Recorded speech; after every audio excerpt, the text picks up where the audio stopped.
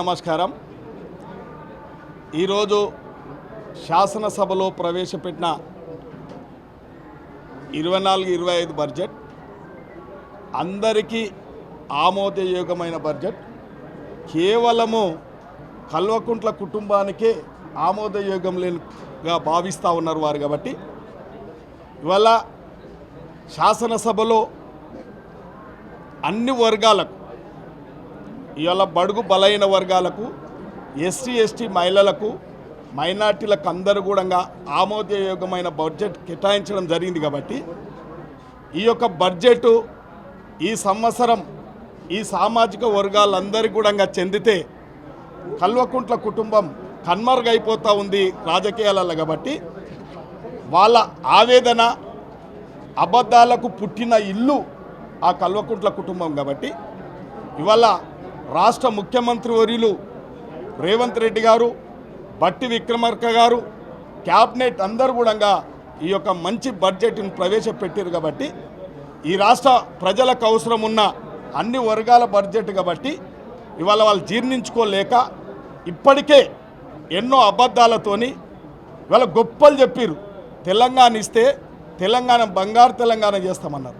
ఇవాళ 10 ఏళ్ళు అధికారం అనుభవించి ఇలా సమస్యల పుట్ట వాళ్ళే చెప్తా ఉన్నారు. ఇలా అంటే వాళ్ళ పరిపాలన విధంగా కాంగ్రెస్ పరిపాలన ఉండదు.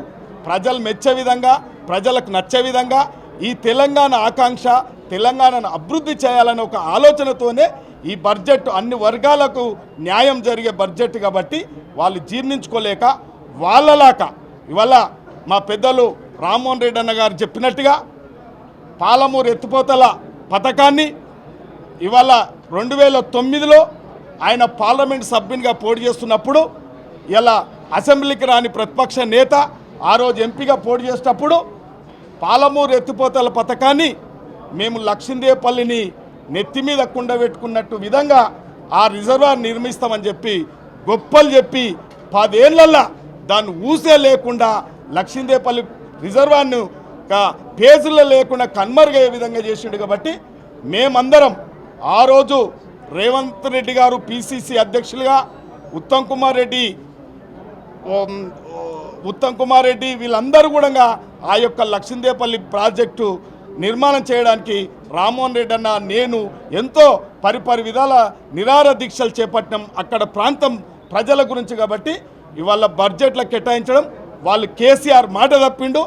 ఇవాళ కాంగ్రెస్ పార్టీ రేవంత్ అన్న గారు, బట్టి విక్రమార్క గారు, ఉత్తమ్ కుమార్ రెడ్డి గారు బడ్జెట్లో లక్షిందేపల్లి ప్రాజెక్ట్ నిర్మాణం చేస్తున్నందుకు మా షాద్నగర్, పరిగి, తాండూరు ఈ ప్రాంతం రైతుల యొక్క సమస్య కనీసం ఈ 2-3 ఏళ్లలో ఆ కార్యరూపం దాల్చబోతుంది. కాబట్టి నేను రేవంత్ రెడ్డి గారికి, ఇలా బట్టి విక్రమార్క గారికి, ఉత్తమ్ కుమార్ రెడ్డి గారికి, మా శాసనసభ్యులందరూ కూడా ధన్యవాదాలు తెలియజేస్తూ ఉన్నాం.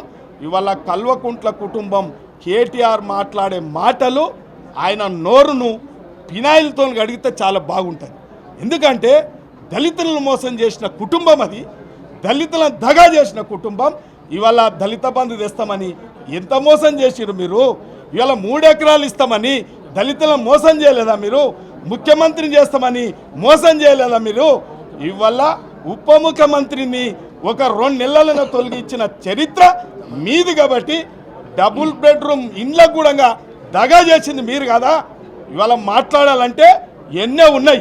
ఆ రోజు కరోనా గురించి ఒక శాసనసభ్యురాలు ఆ రోజు సీతక్క ఒక కరోనా వ్యాధి వస్తుంది, దీని ముందు జాగ్రత్త చర్యగా ప్రికాషనరీ మనం యాక్షన్ తీసుకోవాలి దీని అంటే ఆ రోజు వెటకారంగా ఇలా శాసనసభలో ఉన్న ఈరోజు పశుపక్ష నేత, ఆ రోజు ముఖ్యమంత్రి కేసీఆర్ గారు మాట్లాడిన మాట ఇవాళ కరోనా మండిపోతుంది, మన ఎండకు మండిపోతుంది అని చెప్పి ఎటకారంగా మాట్లాడితే కరోనా వ్యాధి తీవ్రత ఇవాళ మీరు ప్రతిపక్షంలోకి వచ్చినాక కరోనా తీవ్రత ఏందో తెలిసింది. కాబట్టి ఇప్పటికైనా మీకు జ్ఞానోదయం అయ్యింది.